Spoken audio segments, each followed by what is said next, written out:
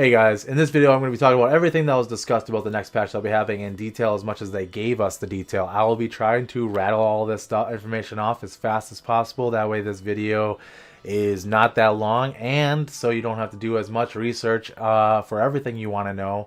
It'll all be right here, everything that they said. Before I jump into everything, though, I would like to say please give a like and subscribe. That would mean a lot to me. And if you guys like to see future content, guides, more information, lore, maybe storytelling on Diablo, please leave a comment down below what you guys would like to see in my next or future videos. It means a lot to me, and I'll see you guys in the rest of this where I tell you guys everything. So let's move on to it. So first, they're talking about the ladder, right? For the ladder, for every new rune word they're gonna have in the new ladder, those rune words and the ability to make those rune words will transfer over to non-ladder when the ladder is over. They also talked about having like a specific tab for everything that you had in ladder, where it's a withdraw only tab. So basically, when everything in ladder transfers over to non-ladder, you have a certain time frame, pretty much the next ladder season length of time, to withdraw that stuff out of that tab into your non-ladder characters, whether it's your shared stash or specific characters that'll be holding that stuff. Now back onto the rune words. Now with the rune words, the ones that will be able to be made in that ladder season, they will also be able to be made in the non-ladder after that ladder season is over with. The reason being is that the future ladders, majority of the ladders, will be having new rune words to bring new viability builds to the game. So they just kind of want to keep bringing out new rune words. So because of that, when the ladder ends, you'll be able to make those new rune words from that last ladder in non-ladder and single player. Moving on to the Amazon. With the Amazon, they're going to make it so the melee portion of the Amazon is going to be more viable. So they're going to be increasing the spear abilities, synergies, and buffs, and damages and stuff like that. They're also going to be changing the passive and magic tree to make a little bit more of quality of life changes. So like certain abilities will lock you, whether you dodged and stuff like that, they will lock you into place. They're going to be changing that so that doesn't happen. So it doesn't feel like such a damage to yourself to be able to get all the way down to Valkyrie. And maybe because of these changes, you'll also want to put more points into these abilities as well. They're also going to be buffing the underperforming side of the bow and crossbow skills. They're going to make it so that those skills are more accessible and viable without having to have GG gear. Because even with GG gear with the Amazon, that build was still not performing as much as other builds that are out there. So they kind of want to make it so that isn't such a forget about tree. Moving on to the Assassin. With the Assassin, they're going to be doing a lot of big buffs to the martial arts tree.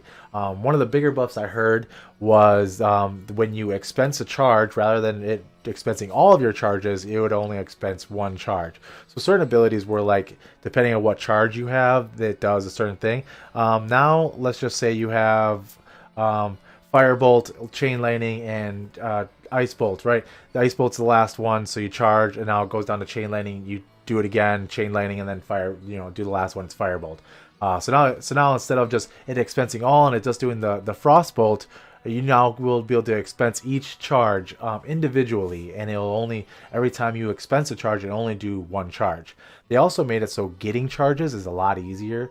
So now you'll be able to expend your charge, get your charge, expend your charge, get your charge, rather than like expend all your charges and then I'll spend a lot of time trying to get your charges back up to be able to do the ability for what you want to do it with.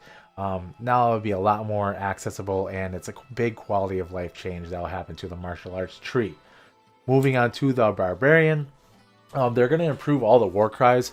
The reason being is that with CTA out there and everything like that, the Sing Barb or Bard Barb, however you want to call it, kind of like wasn't really utilized as much as it should be and could be. So now they're going to make it so if your war cries are at a higher level, they're going to be buffed significantly. With the CTA and SOJ and all those stuff they're adding skills, you as a barbarian having your plus skills and your hard points into those skills as well, you're going to be a lot more utilized and a lot more needed in certain areas or appreciated also in certain areas. They're also going to make it so leap and leap attack are going to be faster. So you know how when you leap, it's very slow depending on the distance that you're leaping. They're not going to make it so it's more fluent in how it goes, and it doesn't look so awkward. They're also going to increase the damage of leap attack, and they're going to make it so throw barb is going to be a viable build. With that, they're going to be adding Pierce to the throw mastery and more damage to double throw. And Frenzy will have a new synergy. It'll be increased stamina. Increased stamina has always been a 1-point wonder. Now with increased stamina being a synergy to Frenzy, you could definitely see increased stamina happening in the future a lot. Now with the Barbarian, I did not add the slide. I screwed up on it. With the Druid, I screwed up on it. But since the Druid is mostly related to the Barbarian and the lore of Diablo 2, we're just going to keep it on the Barbarian tab. So the Druid actually got some really big changes. All the classes got cast delay changes with certain skills, but the Druid got the most cast delay changes, being that cast delays are now going to be significantly less. So Arctic Blast is going to improve both in synergies and damage. Like I said, all the cast delays are going to be improved. We could got Molten Boulder probably going to be improved. Armageddon's going to be improved. The fire damage for both the Fire Claw and the fire damage side of the elemental tree, those are going to be improved. Physical damage on the Fire Claw is going to be improved. Werewolf form is going to have increased attack rating. Werebear form is going to have increased damage. You now can cast your buff abilities from the elemental tree on yourself when you are in a transformed state. So whether you're in a werewolf or werebear, you can now cast Cyclone Armor and other abilities that are buffed. So I'm guessing like CTA. When you have a CTA, you can now shout when you're in werewolf form and stuff like that. Those are going to be huge. Ravens are going to get big changes like damages and synergies. Wolves are going to do more damage, and they're going to be able to have more text to say exactly what they do, which is good because it's kind of always been hidden what wolves have as far as life and all that stuff, right? Spirit is going to have more physical resistances, kind of like ghosts do in Hell. They're physically immune. Spirits probably won't be physically immune, but they will have a lot more resistances to physical. Creepers will have improved overall different things. They didn't really go into detail on creepers, but they did say they will be improving things on creepers. Now moving on to the Necromancer. Summons that weren't really used a lot are going to get improved. So you can see like Iron Golem being improved, Skeleton Mages being improved. I said this in the previous video, but they did kind of reassure that in recent information. They're also going to be changing Thorns. They didn't really say exactly what they're going to be changing Thorns. This is Thorns overall. Paladin, different builds, different equipment, and Necromancer with Iron Golem. Thorns in general is just going to be changed. They don't know if they're going to do flat damage or percent damage. Right now it's percent damage, or if they're going to do flat damage and percent damage, how they're going to change it. Bone skills are going to have increased synergy bonuses, and bone armor will have damage scaling improvements, making bone armor more viable later on in the game as opposed to what it is now. Weaken is like the only curse they really talked about, and that's going to get new damage scaling as well, making Weaken a lot more viable. You can put more skills into Weaken now as well. So for the Paladin, they did talk about Holy Bolt and Fist of Heavens. They're going to make Holy Bolt so it pierces through things. And then Fist of Heavens will, with the Holy Bolts off of that, they will also do the same thing. They'll be piercing through. They're going to improve the damage on offensive auras, both overall, and they also changed a kind of a game mechanic with them where the closer monsters are to you, those auras will do more damage to the things that are closer to you, making it so you want to be in more melee range when you are offensive aura paladin, as opposed to like being far away from everything. So the more closer everything is to you, the more your damage auras will do damage wise to everything around you. For the sorcerers, they said the sorcerers is in a really good spot, but they want to kind of make it so the cold armors have a point to each one. So if you like the melee one, it would give more defense than the other ones, and so like that, just diversifying all of the cold armors. They also are going to be changing the underused light, lightning, and fire skills, making more damage and less mana spent on those to make them more viable. These could be like Nova or Charge Bolt or things like that, Firebolt. They're going to change Blaze, Inferno. They're going to be changing things like this. With Blaze, they did say they're going to be adding a buff where it's going to add faster run walk speed to Blaze. They also made it so the Hydras have less of a cast delay. So the Hydras used to be where the 6 was the max, but by the time you casted the 5th and 6th one, the first one and second one kind of were disappearing, so kind of never reached that 6 max Hydras out there. The cast delay will greatly improve this skill and make basically buffing the skill entirely.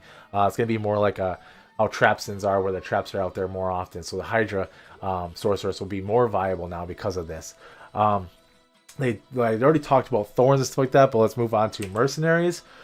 For Mercenaries, they talked about the different things they're going to be doing in Mercenaries. So the one big thing that they did talk about is rune words. They're going to have rune words that will be going on other Mercenaries, not the pole arms and stuff like that for Act 2 Mercenaries, but more than just rune words that will be on other Mercenaries to make other Mercenaries more viable. They did talk about they're doing changes to the Mercenaries themselves. So for the Act 1, they're going to have new flavored abilities for the Act 1. So like if you have a fire mercenary from Act 1, when she levels up, she's going to increase her fire abilities and gain more fire abilities when as she levels up. Same with cold and all that stuff like that for those mercenaries. For the Act 2, they're going to make it so you could hire all the auras at all difficulties, so you no longer need to go to Nightmare for the Holy Freeze aura. You could go wherever you want, Hell or whatever, to hire any one of the auras that you want to do. For the Act 3 Mercenary, they're going to improve the core stats of the skills and utility skills. So another flavor skill thing as it levels up. It'll get maybe cold armor that it'll cast on you or itself or whatever. Same thing with maybe enchant on the fire one for Act 3 Mercenary. Those things will probably be added to the Act 3 Mercenary. For the Act 5 Mercenary, they're going to be improving core stats and making it so they could cast Battle Cry, which is huge. That's actually really, really big. I can see a lot of builds using Act 5 Mercenary just because Battle Cry alone. For rune words, they're adding a lot more rune words, but two big rune words that they said they're going to be adding are Plague and Pattern. So they're going to be adding Plague and Pattern, which both are were already in the game as far as data, but they weren't in the game. They did say they're going to be changing Plague and Pattern a little bit, or a lot. They don't really know, but these rune words will be in the game. They'll be adding a lot more rune words, they said, but these are the two that they did say they are adding in this new ladder season. That's pretty big. I could see Plague being on Assassin, Martial Arts Assassins and stuff like that. Pattern, maybe, depending on how they change it. It's not big. I could see it being like a level up, using Pattern to level up on an Assassin and stuff like that. But moving on to set items, they're going to be buffing sets. Big sets that they did talk about for sets are Naja's, Berserker. They didn't say Maves, but I'm guessing they're probably going to improve Maves because they're talking about improving the bow and crossbow of Amazon and stuff like that. I'm guessing a lot of underutilized sets they're going to be improving and making them so they're more viable and you feel more accomplished when you do complete them. Like you can use them and not just complete them to complete them. For zones, they did talk about changing zones. They're going to be adding more level 85 zones. They're going to be adding, that way farming will have more variability and stuff like that. You can farm in different locations and whatnot. This adds a lot of different like quality of life things to the game and stuff like that. A big thing that they changed, which I saved for the last because I don't want too much rage because it's not me that's doing it and no one else besides Blizzard, but I think it's a good change. But they're going to be making so Endurance of Hate will require you to smash the compelling orb to be able to go to Endurance of Hate. This is going to make rushing in Act 3 a little bit more difficult, but because of the difficulty, it can improve, like if you're really good at rushing in it and you know how to get all the different, like the brain and everything like that, as fast as possible. It can make it so you're a more like valuable rusher for people and stuff like that. So they're changing because they feel like Act 3 is kind of always skipped over. There's a lot of story to be told in Act 3, and they kind of want that to be told, and they don't really want people to necessarily rush over it. So they're adding that in there to add a little more difficulty to it and stuff like that. I like the change. I'll tell you exactly if I like the change in PTR, right? But I think it's a good change. It makes the game a little more difficult and it make rushing more valuable. But thank you guys so much for watching. It means a lot to me. Like I said before, like and subscribe if you guys like these videos, and I'll see you guys next time.